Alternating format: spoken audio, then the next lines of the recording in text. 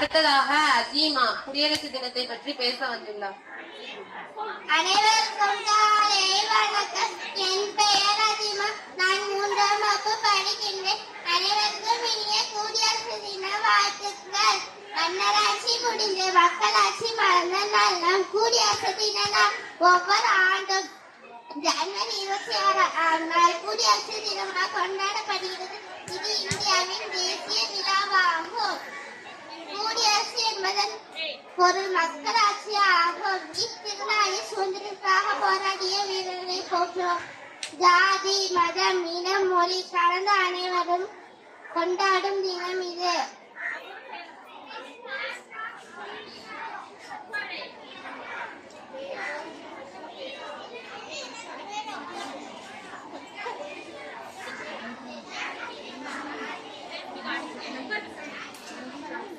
நன்றி.